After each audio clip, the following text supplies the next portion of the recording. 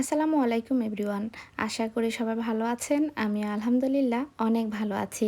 আজকে আপনাদের জন্য দই ছাড়া চিড়ার একটা সহজ রেসিপি নিয়ে হাজির হয়ে গেলাম।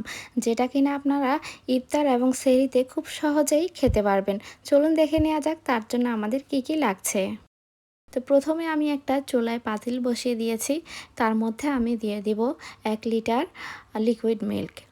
এই লিকুইড মিল্ক আমি একটু হোল ক্রিমটা নিয়েছি, যেটা ফুল ক্রিম বলে ওইটা নিয়ে নিয়েছি। আপনারা আপনাদের হাতের কাছে যেটা থাকে ওইটাই নিতে পারেন। তবে হোল ক্রিম হলে জালটা একটু কম দিলেই হয়ে যায়। তো আমি তার মধ্যে দিয়ে দিচ্ছি আধা কাপ গুঁড়ো দুধ। এইখানে গুঁড়ো দুধটা আপনারা চাইলে স্কিপ করতে পারেন। আমি জাস্ট সময়টা কম লাগার জন্য গুঁড়ো দুধটা দিয়েছি, যাতে করে আমার জাল দিতে সময়টা কম লাগে। কারণ আমাদের এখানে দুধটা কিন্তু বেশ খানিকটা ঘন করে নিতে হবে। তার মধ্যে আমি ৩ টেবিল চামচ চিনি দিয়ে দিয়েছি আর ৩টে সাদা এলাচকে আমি গুঁড়ো করে দিয়েছি। তো এখন আমি এগুলোকে প্রায় ১৫ মিনিট পর্যন্ত চুলায় জাল দিয়ে এভাবে দেখতে পাচ্ছেন আমার দুধটা এখানে ঘন হয়ে এসেছে বেশ খানিকটা, একদম অর্ধেকের মতো হয়ে গেছে। তো এই পর্যায়ে আমি এটাকে নামিয়ে ঠান্ডা করে অবশ্যই ফ্রিজে রেখে ঠান্ডা করে নেবেন ডেজার্টটা তৈরি করার আগে। তো এখানে আমি দেখতে পাচ্ছেন একটা বোল নিয়ে নিয়েছি আর অপর দিকে আমি দুধটা ঠান্ডা হতে ফ্রিজে রেখে দিয়েছি। তার মধ্যে আমি দিয়ে দিলাম আধা কাপ চিড়া। এই চিড়াটাকে এখন আমি নর্মাল পানি দিয়ে হাত দিয়ে হালকা কচলিয়ে ৩-৪ বারের মতো এটা ধুয়ে নেব। হালকা করে কচলিয়ে ধুয়ে নেব, নয়তো এটা ভেঙে যাবে। এই যে আমি এখানে চিড়াটা ভালো করে ধুয়ে নিয়েছি ৩-৪ বার করে।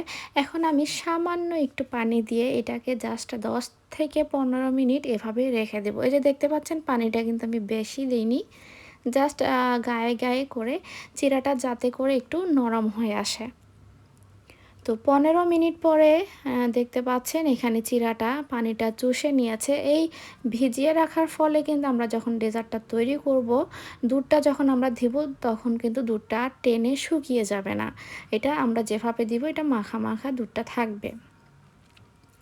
এখন আমি এর মধ্যে ৩ টেবিল চামচ নারিকেল দিয়ে দিয়েছি। নারিকেলটা আসলে যদি কেউ পছন্দ না করেন স্কিপ করতে পারেন। তবে এই ডেজার্টে এটা কিন্তু খুবই ভালো লাগে খেতে। কিছু খেজুর আমি এভাবে লম্বা করে কেটে নিয়েছি। এখন আমি দিয়ে দিব একটু কলা। তো চিড়ার সাথে আসলে ফলের মধ্যে কলা, আম, নারিকেল, খেজুর এই ফলগুলোই কিন্তু যায় অন্য ফলের থেকে। তো আপনারা চাইলে এখানে জাস্ট কলাটাও ইউজ করতে পারেন। তো আমার হাতের কাছে আম ছিল, আমি আমও একটু দিয়ে দিলাম কয়েক টুকরো। আপনারা চাইলে যে কোনো একটা দিতে পারেন। এখন আমি সবগুলোকে এভাবে দিয়ে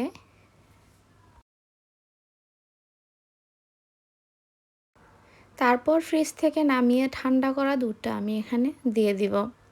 তো দুধের পরিমাণটা এখানে আপনারা যে হিসেবে খেতে পছন্দ করেন ওই হিসেবে দিয়ে দিবেন। তা আমি বেশি পাতলাও না, আবার বেশি ঘন না, একটু মাখো মাখো করে আমার ভালো লাগে। তা আমি ওই হিসেবে এটা মিক্সড করে নিয়ে নিলাম। ব্যাস হয়ে গেল আমাদের ডেজার্টটা তৈরি। আপনারা এভাবেই নিজেরা পরিবেশন করে খেয়ে নিতে পারেন। তবে আমি আরেকটু পরিবেশন করে আপনাদেরকে দেখাচ্ছি। কারণ যে কোনো খাবারেরই পরিবেশনে দেখতে যদি সুন্দর লাগে তাহলে খেতেও কিন্তু ভালো লাগে। তো এখন আমি একটা সার্ভিং ডিশে আমি সার্ভ করে নিচ্ছি। তো তার মধ্যে বলে নিই, আশা করি আমার আজকের ভিডিওটি আপনাদের ভালো লেগেছে। ভালো লেগে থাকলে অবশ্যই like, comment, share and subscribe করে আমার পাশে থাকবেন। যারা অলরেডি সাবস্ক্রাইব করে আমার পাশে আছেন তাদেরকে অসংখ্য অসংখ্য ধন্যবাদ। তো এখানে দেখতে পাচ্ছেন আমি দুটো গ্লাসেও সার্ভ করে নিয়ে নিয়েছি। আপনারা যে কোনো ছোট বাটি যে কোনো ইয়েতে আপনাদের পছন্দ মতো সার্ভ করে নিতে পারেন। তারপর আমি উপর থেকে কিছু দেখতে পাচ্ছেন একটু নারিকেল, একটু খেজুর, একটু আমের টুকরো দিয়ে এটা পরিবেশন করে নিচ্ছি।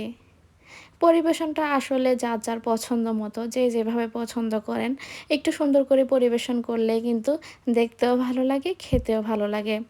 তো সবাই ভালো থাকবেন, সুস্থ থাকবেন, আমার আর আমার পরিবারের জন্য দোয়া করবেন। আল্লাহ হাফেজ।